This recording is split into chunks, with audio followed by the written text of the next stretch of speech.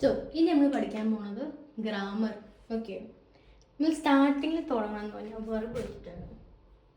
Verb is always action.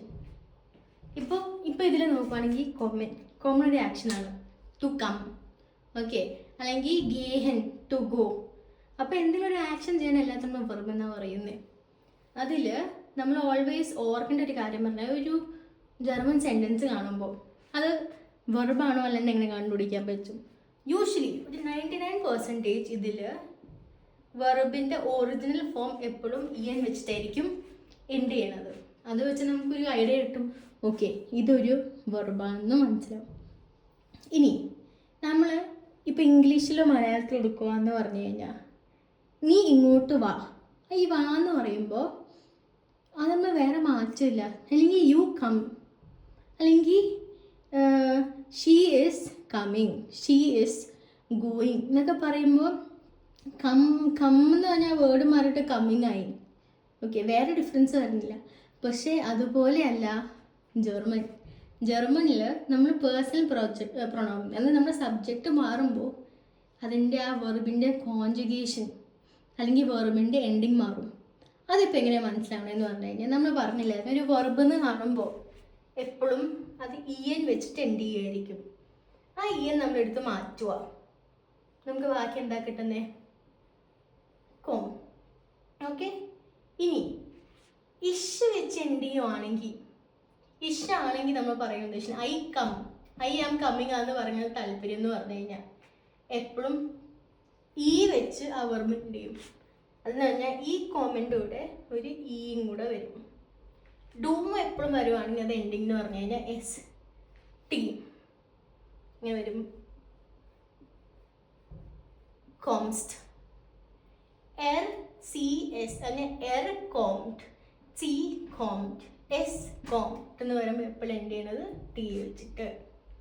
Wear വരുമ്പോൾ എപ്പോഴും നമ്മളത് ഒറിജിനൽ ഫോം ആയിരിക്കും ഇ എൻ വെച്ചിട്ട് കോമൺ ആയിട്ട് തീരും. ഇയർ ആണെങ്കിൽ എഗൈൻ ടി വെച്ച് എൻഡ് ചെയ്യും. സി ആണെങ്കിൽ ഇ എൻ വെച്ച് എൻഡ് ചെയ്യും. അത് ഓർത്ത് വയ്ക്കുന്ന ഒരു സുഖം എന്ന് പറഞ്ഞു കഴിഞ്ഞാൽ വിയറും സിയും എപ്പോഴും സെയിം ആയിരിക്കും. ഇനി എർ സി എസും ഇയറും എപ്പോഴും സെയിം ആയിരിക്കും. അപ്പം ഇതാണ് ഇപ്പോൾ ബേസിക് ഇതെന്ന് പറയണത്. ഇപ്പം നമ്മൾ വേറൊരു വെർബ് എടുക്കുവാണ്, ഗേഹൻ. ഗേഹൻ എന്ന് പറഞ്ഞു കഴിഞ്ഞാൽ ടു ഗോ മീനിങ് ആയി. അപ്പം എങ്ങനെ വരും? ഇഷ് ഈ വെച്ചെൻഡ് ചെയ്യും അല്ലേ? ഇഷ് ഗേയർ.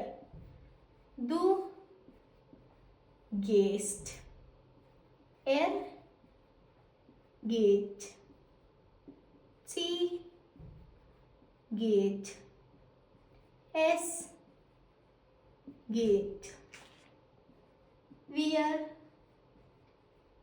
ഗേൻ, ഇയർ ഗേറ്റ്, സി ഗെയിം. സോ മനസ്സിലായോ? ഇതാണ് ബേസിക്. അപ്പം ഞാൻ ഐ ആം കമ്മിങ് എന്ന് പറയുമ്പോൾ എന്ത് പറയും? അല്ലെങ്കിൽ ഐ ആം ഗോയിങ് എന്ന് പറയുമ്പോൾ ഇഷ് കോമർ അല്ലെങ്കിൽ ഇഷ് കെ. ഓക്കെ, കുറച്ച് ബൈ ഹാർട്ടിങ്ങും ഓർത്ത് വയ്ക്കേണ്ട സംഭവമാണ്. പക്ഷേ അതൊന്നും ഒരു ബേസിക് നോളേജ് കിട്ടിക്കഴിഞ്ഞാൽ നമുക്ക് സുഖം അത് ചെയ്യാൻ. അപ്പോൾ ഇനി നിങ്ങൾക്ക് ഒരു ചെറിയ ഹോംവർക്കായിട്ട് ഞാൻ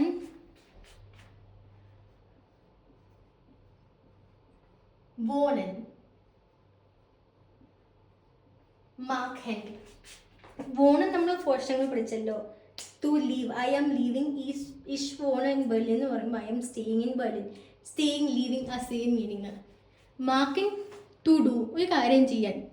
അപ്പോൾ നിങ്ങളുടെ ഒരു ഹോംവർക്ക് എന്ന് പറഞ്ഞു കഴിഞ്ഞാൽ ഇപ്പോൾ ഞാനിപ്പോൾ ഈ കോൺജുഗേഷൻ ചെയ്തല്ലോ, ഈ സെയിം കോൺജുഗേഷൻ പോലെ നിങ്ങൾ വോണനും മാർക്കനും ചെയ്തിട്ട് നിങ്ങൾക്ക് സമയം ഉണ്ടെങ്കിൽ കമൻറ്റ് ബോക്സിലിട്ട് ഞാനത് വേണമെങ്കിൽ അപ്പോൾ തന്നെ കറക്റ്റും ചെയ്തുതരാം.